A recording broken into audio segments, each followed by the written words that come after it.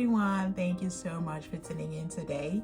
So today I will be talking about hair porosity in natural butters.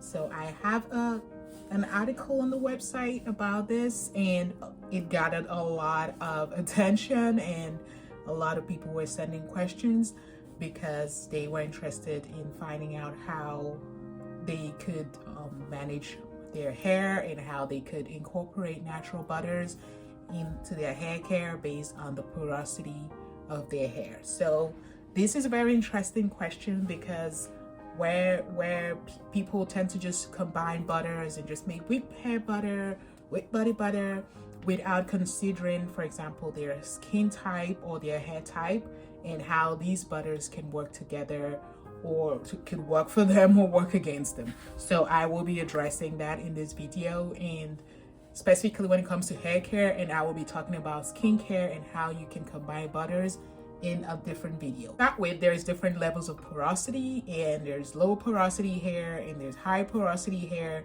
and I would argue that there's medium porosity hair, but we haven't really seen that a lot when it comes to hair typing because people just believe they're just two extremes when it comes to hair porosity.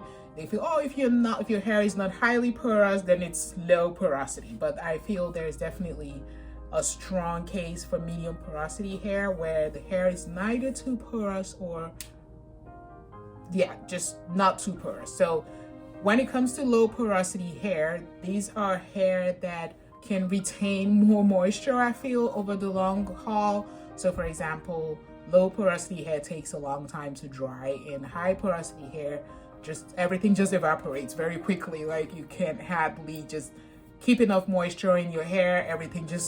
Your hair just dries out pretty quick. That is me. When it comes to porosity levels, I definitely deal with high porosity because I can just wash my hair and just get on with what I'm doing, and it just dries on its own. So there is a very high level of evaporation that occurs. Your hair just can't keep moisture for the long haul.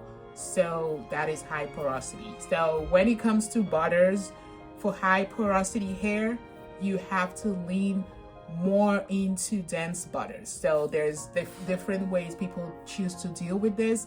And if you just take skincare and imagine how you want to lock in moisture once you leave the shower, then consider hair care like that as well. Once you wash your hair, you quickly want to use a dense butter.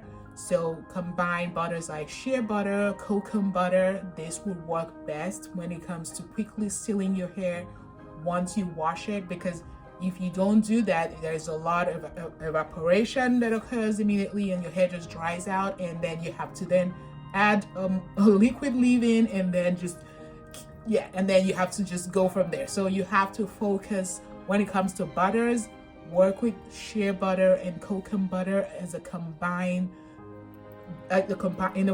mixture, and then you can add this with some oils, like denser oils like black castor oil, pumpkin seed oil.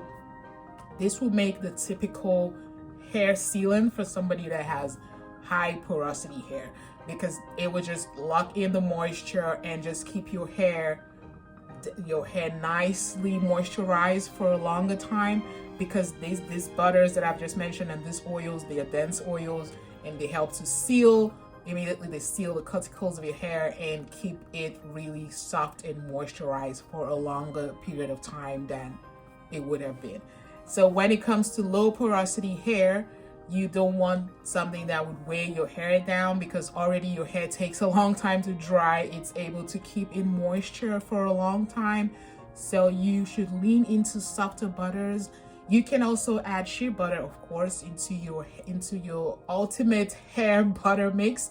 So you can add shea butter, and then you can add butter like tamanu butter or muru butter into that mix, and then you can add lighter oils like grapeseed oil, avocado oil. You can also add dense oils like pumpkin seed oil and black castor oil, but just add it in the limited amount so that you have a light fluffy butter that can penetrate your hair once you come out of the shower. You would also want to lock in moisture, but you want your hair to still get dry. You don't want it to be weighed down for too long. You just want it to still breathe. So you can definitely go ahead and make this lighter butter, make it into a light consistency, and just apply it to seal in the moisture, and it will keep your hair soft and it will keep your hair moisturized for a long time as well. So when it comes to hair porosity, these are things you definitely need to consider. Some butters would work for you, some butters will not work for you. And there is a these examples I just gave, they're not the only ways you can combine butters for highly porous hair or lowly porous hair, but this is just one of the ways you can combine butters quickly and just easily, and just make up something that would keep your hair moisturized for a long time.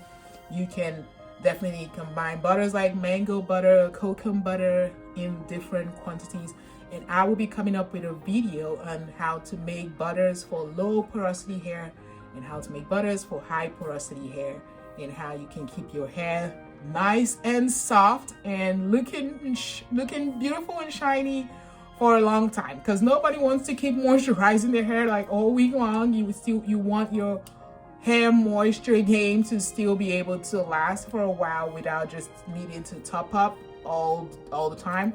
So that's why I just gave this quick example of how you can think about butters and your hair porosity level. I hope you've enjoyed this video, and I hope you find it useful, and look out for the video that I'll be making for hair butters based on your porosity level and how you can combine butters to make the ultimate hair moisturizer for your hair type, your specific hair type. Thank you so much for watching, and have yourself a wonderful day.